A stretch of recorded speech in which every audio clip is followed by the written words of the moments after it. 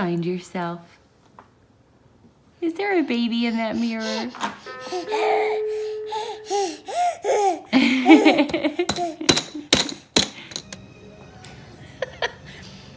This is Justin's chair and it falls over. I like went to press record and I immediately, it could have been so bad.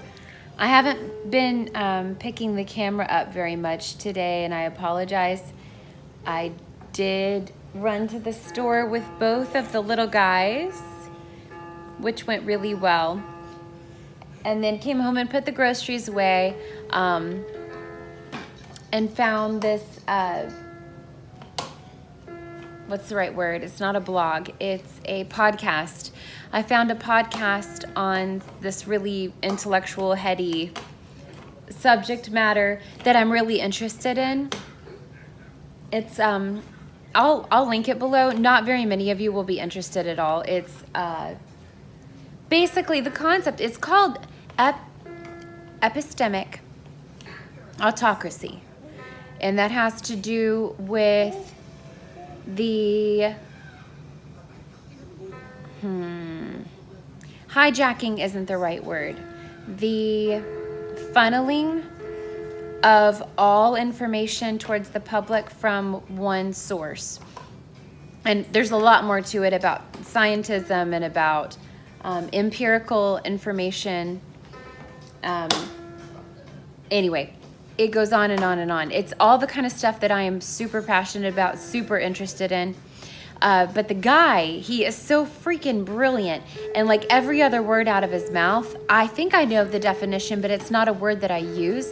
And so instead of just being like, oh, okay, autocracy, I know what that means, I'm writing down every single word that I don't use in common speech on a daily basis. And I'm actually making myself flashcards. I'm going to look up every single one of the words. There's about 12 of them just from the first 45 minutes of this talk. Two that I had never heard before in my life, which is really unusual because I'm kind of a vocabulary freak. But 12 total that I just want to have a full grasp of what it means so that I can then understand it and then use it better. And I feel like I know that I'm a nerd. Like I realize that I'm a nerd. I accept that I'm a nerd, and it's okay because this is the kind of stuff that I enjoy. So I haven't been filming much today because that's not really that exciting to film, to watch me making flashcards and looking up words. And on the other hand, if you're wondering how Jonah slept last night in his new room configuration, not great. Not great. Not a whole lot worse than usual. Not any better for sure. I would categorize it as a rough night.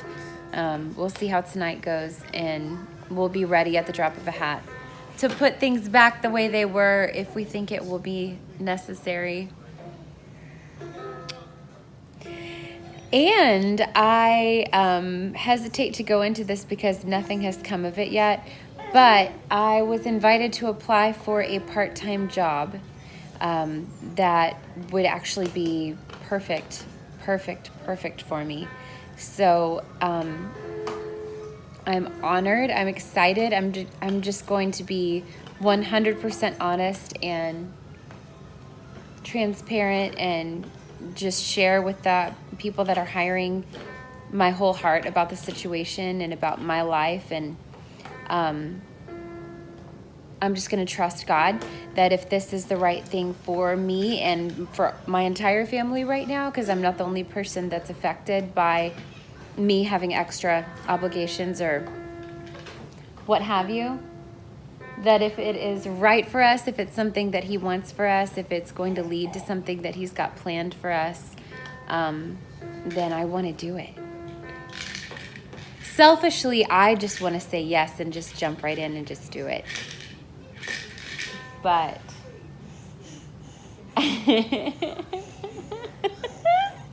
I love you, Jonah.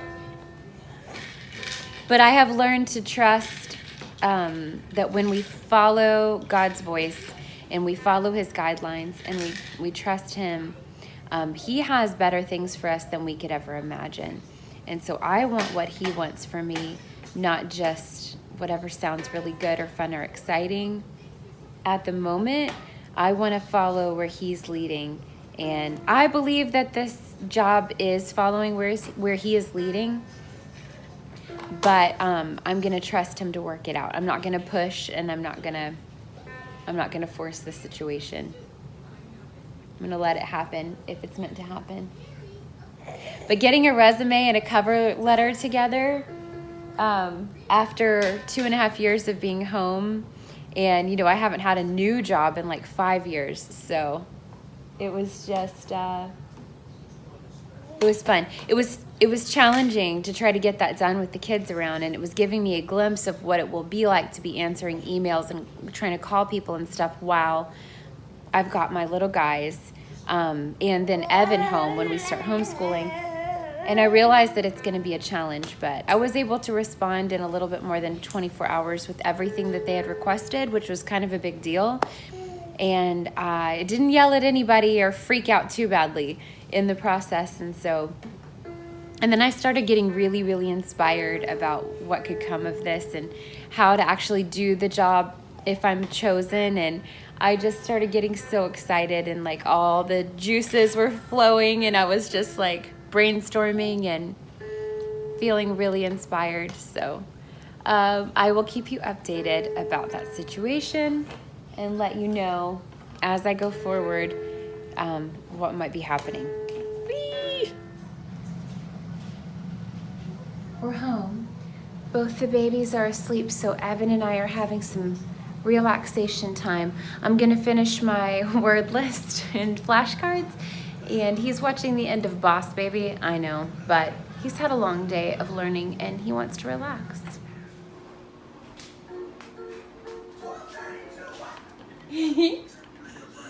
Hi. I just did something I've been wanting to do forever. I deactivated and deleted my Facebook account. Woo, I'm so excited. I've had nothing but bad feelings about that for the longest time. And I decided a little while ago that I would give it some time and see if my feelings changed. And they didn't. Every time I go on there, I just feel terrible. So, bye. I love the people, but not the platform and not the prevailing thought processes.